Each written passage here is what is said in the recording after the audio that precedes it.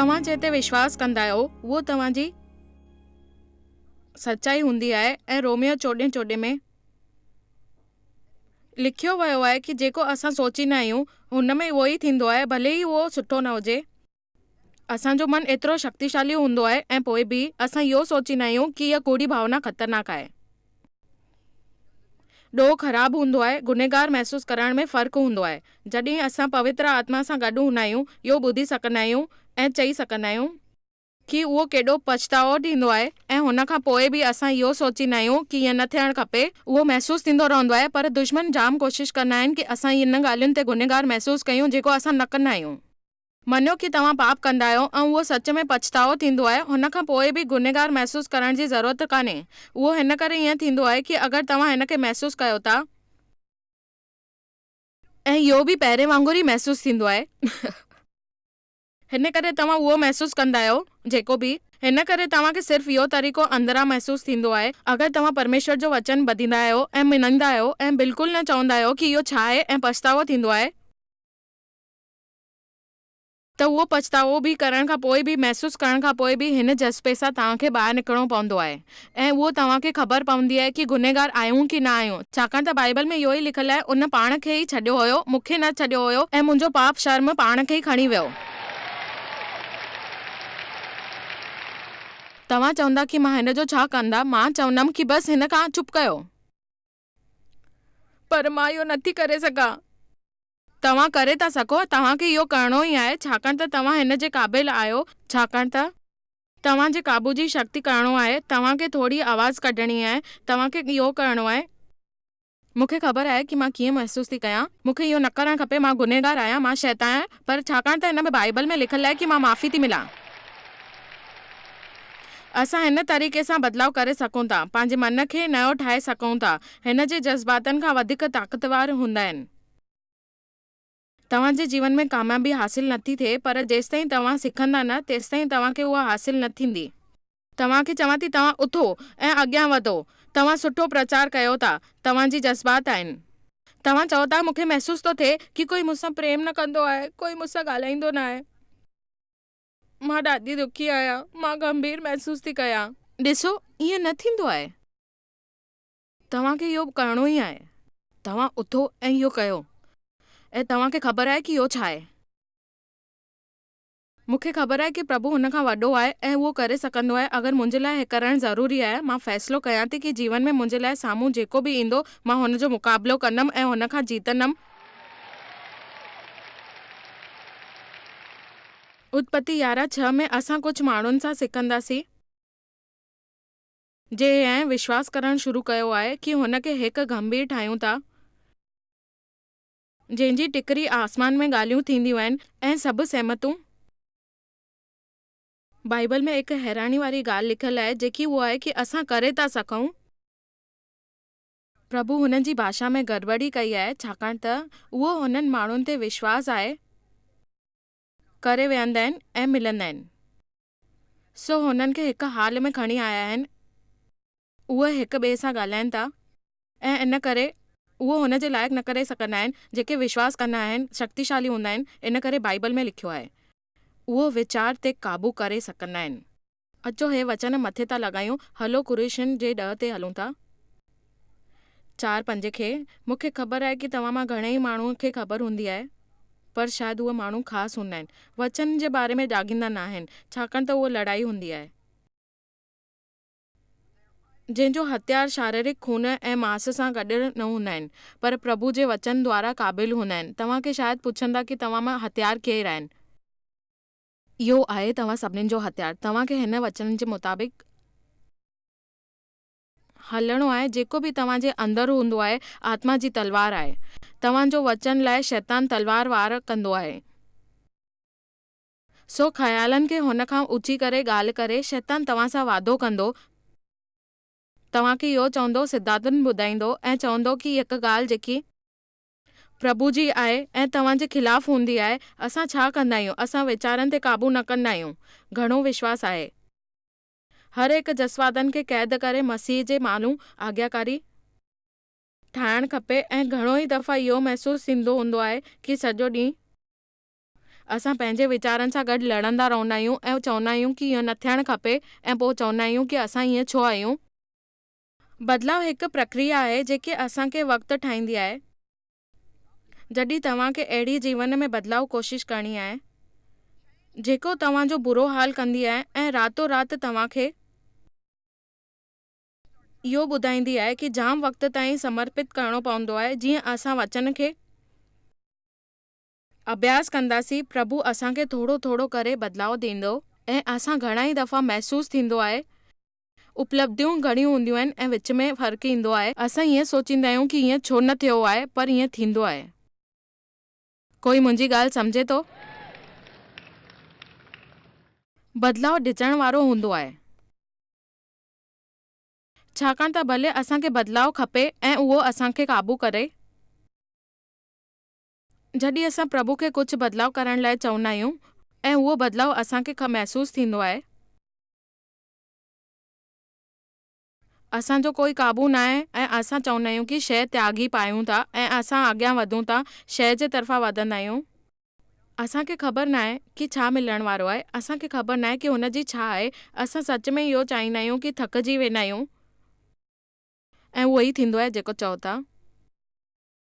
असांखे लॻंदो आहे कि शायदि शइ हुनखे पसंदि न अचे, पर ईअं कीअं थींदो आहे? अगरि असां सच में बदिलाउ समर्पित कंदा आहियूं, उहो कुझु न सम्झंदो आहे। असांखे बिल्कुलु ख़बर न हूंदी आहे कि असांखे छा थियण वारो आहे ऐं कॾहिं कॾहिं ईअं थींदो आहे। प्रभु कृपा करे बदिलाउ खणी अचो, पोइ जीअण में असां कोशिशि करण लॻाईंदा आहियूं ऐं पोइ चवंदो अरे छा थी वियो आहे।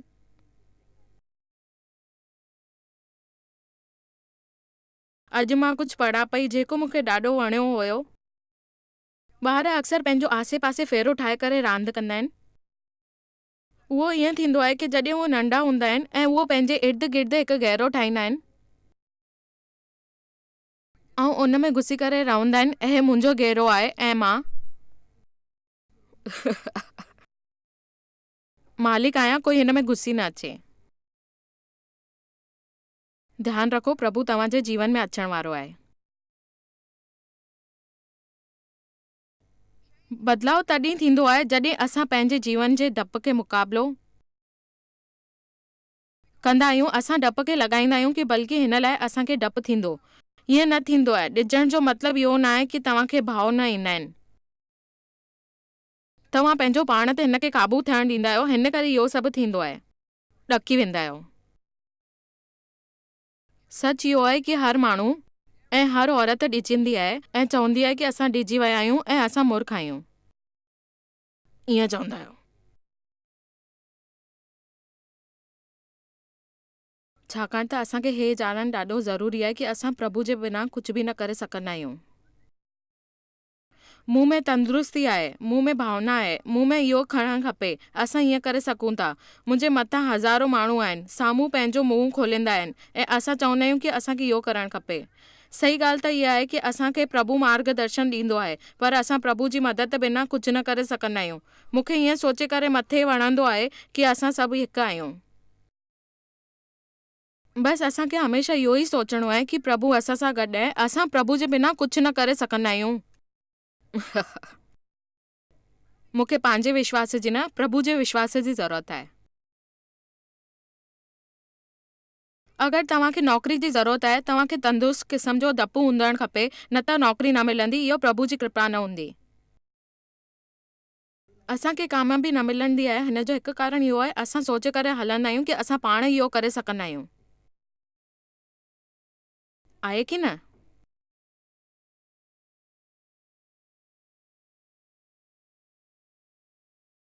मूंखे उहो पसंदि आहे जेको दाऊद चयो हुयो, जॾहिं बि मूंखे डपु लॻंदो आहे मां हुन ते विश्वास कंदमि।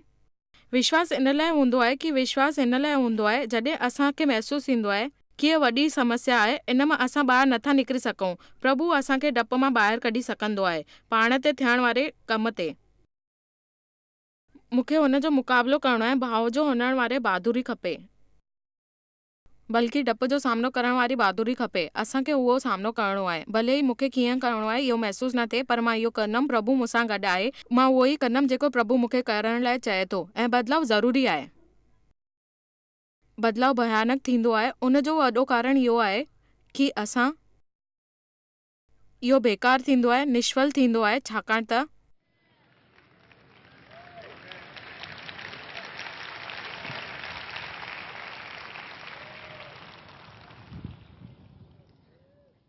मूंखे यादि आहे कि मां केॾो ॾिजां पई जंहिंमहिल मां आख़िरी फ़ैसिलो खयो हुयो कि मां अॼु खां पोइ आम जीवन छॾे करे सॼो वक़्तु सेवा कंदमि। मां प्रभु खे चयो मां पंहिंजे 3 ॿारनि सां गॾु रहंदी आहियां, मूंखे दुनिया जो कोई ज्ञान कोन्हे। मूंखे इहो महसूस पियो थिए कि प्रभु मूंखे हिन लाइ सॾियो आहे, सॼी दुनिया जा वचन सेखारण लाइ। मूंखे लॻियो कि चरी थी पई आहियां, पर मुंहिंजे अंदरि इहा भावना हुई कि मूंखे इहो करिणो आहे ऐं मां चाहियां थी, पर मां इहो करे सघंदमि।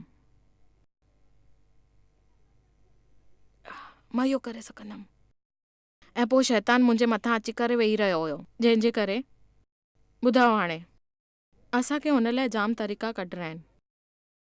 तव्हां मां जाम माण्हू वक़्त खां फाथल हूंदा, प्रभु तरीक़े हिन मुक्त थियण वारा आहिनि।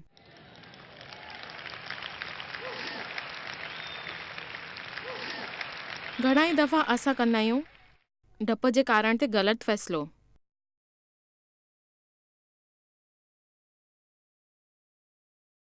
मां 18 सालनि जी उमिरि में शादी कई ऐं सुठे तरीक़े सां न सुञाणींदी हुयमि। मूंखे डपु हुयो कि मुंहिंजो यौन शोषण थियो आहे त मूंसां प्यार न कंदो, जंहिंजे करे मूंखे 5 सालनि ताईं दुख, बुरो व्यवहार ऐं बेइज़ती सहन करणी पई। ऐं तव्हांखे ख़बर आहे, ऐं हुनजे करे इहो फ़ैसिलो करणो पियो। तव्हांखे फ़ैसिलो न करणो आहे डप जे करे। हे फ़ैसिलो कयो कि तव्हां शांति जो मार्गदर्शन खणंदा, आत्मा जो मार्गदर्शन खणंदा। बदिलाव जाम तरीक़े जा जज़्बात पैदा कंदी। जज़्बाती उथल पुथल थियण जे वक़्त ते ज़रूरी फ़ैसिलो खणिजो। तव्हां जज़्बाती थी करे कोई फ़ैसिलो न खणंदा, तव्हांखे इहो ई न करिणो आहे। तव्हांजी जज़्बात थींदी आहे, शांत थी वेंदा आहिनि। तव्हां वटि जाम महिनत करण जे अलावा ॿियो कुझु न हूंदो आहे। मां हमेशह इहो ई तव्हांखे चवंदी आहियां, जज़्बात शांत थियण ते फ़ैसिलो कयो ऐं पोइ जज़्बाती थी करे कंदव, पोइ पछताईंदव। पर जॾहिं बि तव्हांखे कुझु बदिलाव करणो हुजे, फ़ैसिलो करणो हुजे,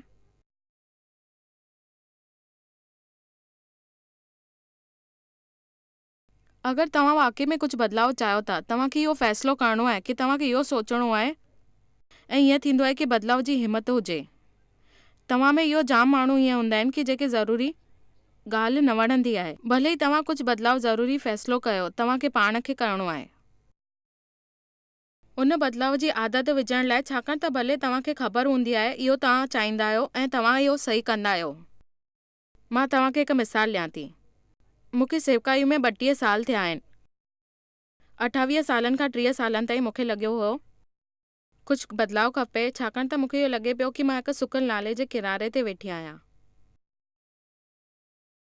छाकाणि त मूंखे इहो महसूस पियो थिए कि मां हिकु किनारे ते वेठी आहियां। कंहिंखे एलिलिया जी आखाणी ख़बर आहे? प्रभु हुनखे नाले जे पासे रांदि पियो कराए। उहो हिकु आराम जी जॻहि हुई। हुन जे देश में अकाल अची वियो हुयो, पर त बि नाले जे किनारे ते हुन जी देखभाल पई थिए ऐं उहो चाहिनि पिया। मूंखे इहो जाम वणंदो आहे। मुंहिंजे ख़्याल सां जाम दफ़ा असांजा नाला सुकी वेंदा आहिनि, पर असां उते ई वेठा हूंदा आहियूं। पर हे मूंखे सुठो लॻंदो आहे कि प्रभु एलिलिया खे आङुरी पकड़े करे हुन खां मोकिलाइनि पिया ऐं पहिरीं खां बि बहितर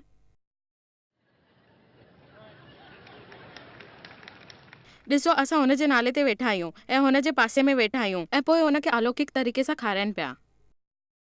तव्हांखे कीअं लॻंदो प्रभु तव्हांजे लाइ सुबुह जो नाश्तो खणी अचे?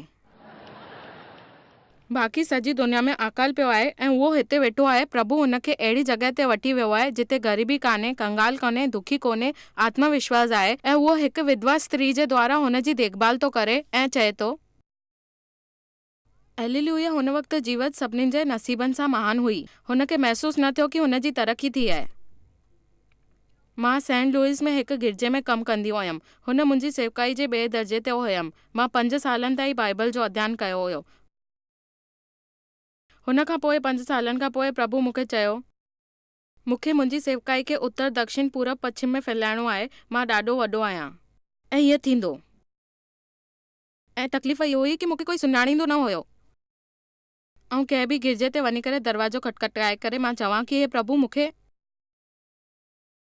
हिते मोकिलियो आहे कि मूंखे प्रचार करणो आहे। हिन करे मां सेंट लुइस वयसि, उत्तर में, दक्षिण में, पूरब में, पश्चिम में वञी करे इहो सभु चवणु लॻसि ऐं मूंखे ॿियो करण जी कोई इजाज़त ई न हुई। हिन करे मां पंहिंजे शहर जे 4 कुंडनि में वयमि ऐं मां नंढी सभा कई। उहे सच में नंढियूं हुयूं, सच में इहे नंढियूं हुयूं। पंहिंजी नौकरीअ में पंहिंजी नौकरी छॾण खां पोइ घटि में घटि सेवकाई कई, पर जेतिरा पंहिंजी नौकरीअ वक़्तु सेखारिया पई, पर मुंहिंजो कमु सफल न पियो थिए। मां हुते ख़ुशि न हुयमि, मूंखे उहो संतोष न हुयो, मूंखे इहो कमु न करणो हुयो, मूंखे इहो महसूसु ज़रूरी न पई थिए कि पूरी कयां कि न कयां। मूंखे ख़बर हुई मुंहिंजी छा समस्या आहे ऐं मां हुन खां पुछियो छा थियो आहे ऐं हुन मूंखे चई मूंखे ख़बर न आहे कि शायदि मूंखे हिते रहण जी ज़रूरत न आहे। उहो बिल्कुलु हीअं थींदो जीअं मां ॾाढो ॾिजां पई, छॾे करे वञण जी कोशिशि कयां पई ऐं निकिरण वारी हुयमि, ऐं उहो थियो हुयो कि मूंसां छा ग़लति आहे ऐं ईअं छो थो थिए। हुन चयो कि छा समस्या आहे, मूंखे इहो तूं ॿुधाए। हिन करे मां घर वियमि ऐं प्रार्थना कई। उन वक़्तु प्रभु मूंसां साफ़ ॻाल्हि कई, पंहिंजी सेवकाई खणी करे तूं वञ, हुते उत्तर, दक्षिण, पूरब, पश्चिम में वञ। पर ध्यानु ॾिजो, मां हिन जे पुठियां जाम साल गुज़ारिया आहिनि, पर मूंखे ईअं लॻंदो आहे कि मां हुते ई रहां जिते मां हुयमि हमेशह। मूंखे उहो ई करणु खपे हा ऐं उते रहां। ऐं इहो ॾिसी करे पंहिंजी हालति ॾिसी आहे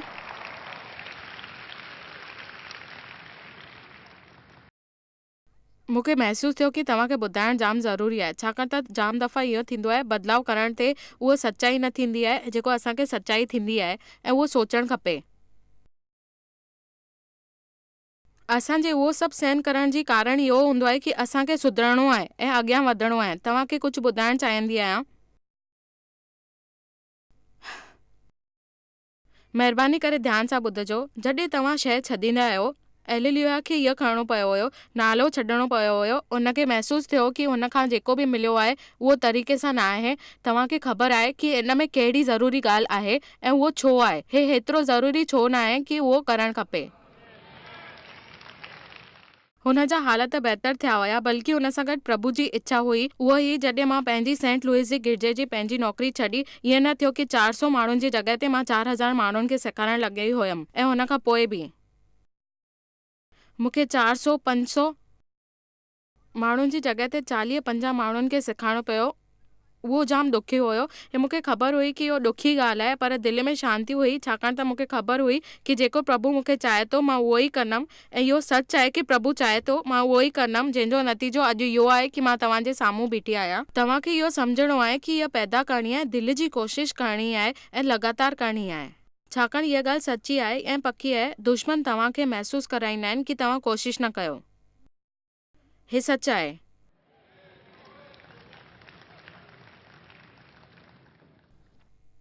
हिन करे जॾहिं मां 28, 30 या 32 सालनि ताईं सेवका पई कयां जेकी मूंखे सच में प्यारी हुई, हिन मुंहिंजे लाइ हिकु सुकल नाले वांगुरु आहे।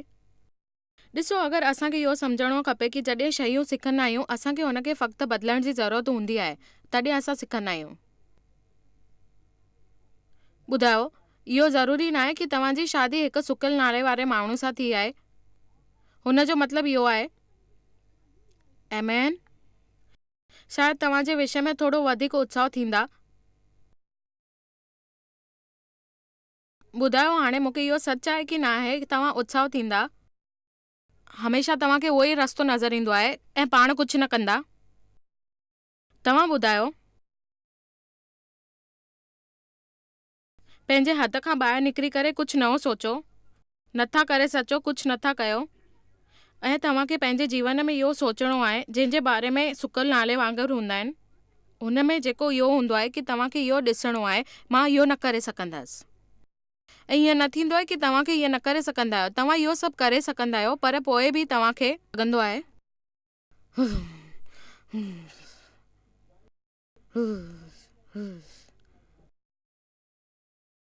सच हे आहे कि फ़क़्तु इहो ज़रूरी आहे। प्रभु चाहे थो कि मूंखे कहिड़ो कमु करणु ज़रूरी आहे, मुंहिंजे लाइ छा ज़रूरी आहे, उहो पाण ई कंदसि ऐं पंहिंजे वॾे पुट खे उहो सेखारींदसि जेको ज़रूरी आहे ऐं ज़िमेदार ठाहींदसि।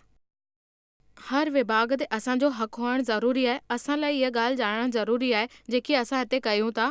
असांखे थोरो वधीक आराम करण जी ऐं पंहिंजे कम खे करण जी थोरो वधीक कमु लॻाइण जी ज़रूरत हुई। मूंखे ख़बर हुई कि ईअं न थींदो आहे, ईअं न थींदो आहे। मूंखे हैरानी थींदी आहे कि कीअं कुझु बदिलाव थींदो आहे ऐं जेको मूंखे फ़ाइदो न थिए ऐं बेफ़ाइदो थींदो आहे ऐं हुन में मूंखे भागीदार ठहिणो पवंदो आहे। हिकु ॻाल्हि इहा गौर कजो कि तव्हांखे बदिलाव करणु ज़रूरी आहे। मूंखे हुन जी ज़रूरत आहे। प्रभु चाहे थो कि मां बदिलाव कयां, पर हुन खां पोइ बि 1-2 साल असां इहा सेवकाई कई हुई, पर मूंखे ख़बर आहे कि हिन मां जाम फ़ैसिलो करणो पवंदो आहे जंहिंमें असां शामिल न हूंदा आहियूं। ऐं पोइ बि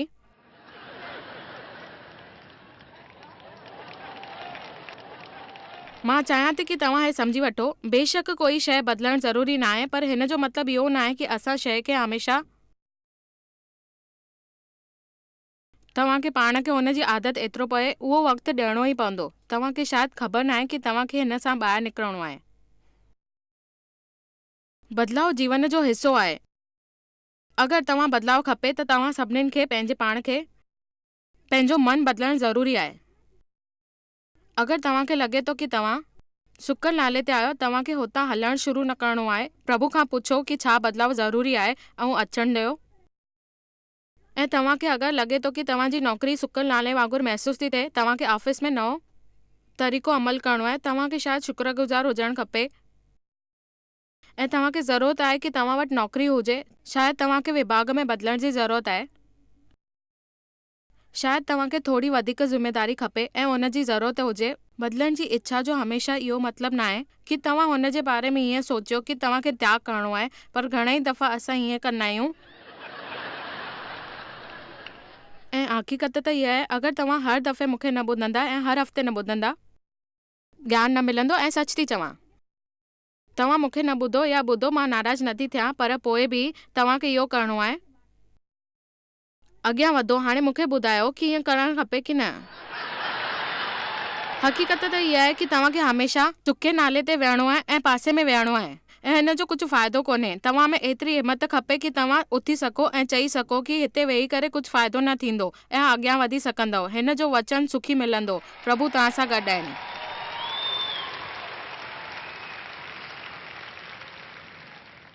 मां चाहियां थी कि तव्हां सभु हिन हफ़्ते बहादुर थियो ऐं प्रभु खे चई सघो, प्रभु मां चाहियां थी कि तव्हां मूंखे बदिले छॾियो। इन करे मां चाहियां थी कि दुनिया में कोई बि शइ अहिड़ी न हुजे जेकी तव्हांखे इस्तेमालु न करे, जेकी तव्हांखे बदिलणो आहे। तव्हांखे विश्वास हुजे मूंखे, मुंहिंजे हालतुनि खे, मुंहिंजे ॿारनि खे, मुंहिंजी शक्तिअ खे अहिड़ो कुझु ठाहे छॾियो कि मां नथी बदिले सघां। मूंखे ख़बर आहे कि बदिलाव जाम ज़रूरी आहे, पर मुंहिंजो वादो आहे कि मां बदिले सघंदी आहियां। मूंखे तव्हांजी ज़रूरत आहे। मां हिते वेही करे पंहिंजी घटिया सोच खे अॻियां न वधणु ॾींदसि ऐं कंदसि। आमेन। सभई जोर सां चओ, बदिलाव। अच्छा, हाणे वेही रहो। असांजो जीवन बदिलण खां पहिरीं अगरि असां पंहिंजो मन न सुधारियूं ऐं हिन खां पहिरीं जीवन में सुधारो न ईंदो जेको बि आहे। फिलिपिन्स 4:8 में हिकु सच में मस्त वचन आहे ऐं लिखियलु आहे कि निधन प्यारा भाउरो, जेकी जेकी ॻाल्हियूं सच आहिनि, जेकी जेकी ॻाल्हियूं आवरण आहिनि ऐं जेकी ॻाल्हियूं आबरू वारियूं आहिनि, जेकी ॻाल्हियूं मुताबिक़ आहिनि ऐं जेकी पवित्र आहिनि, जेकी बि ॻाल्हियूं आहिनि तव्हां शानदार आहिनि ऐं जेकी ॻाल्हियूं मन भावी आहिनि उहे जाम सुठियूं आहिनि, जेकी ॻाल्हियूं ऐं सद्गुण ऐं तारीफ़ जे लाइक़ु आहे, हिन ते ध्यानु लॻाइणो आहे। तव्हां सुठी ॻाल्हियूं सोचींदा त सुठो थींदो। अहिड़ा इंसान आहे जेको हमेशह बुरो सोचींदा आहिनि। माण्हू जी बुराई हमेशह हूंदी आहे। तव्हांखे विश्वास हुजणु खपे जेको बि तव्हां कयो था उहो सुठो थींदो।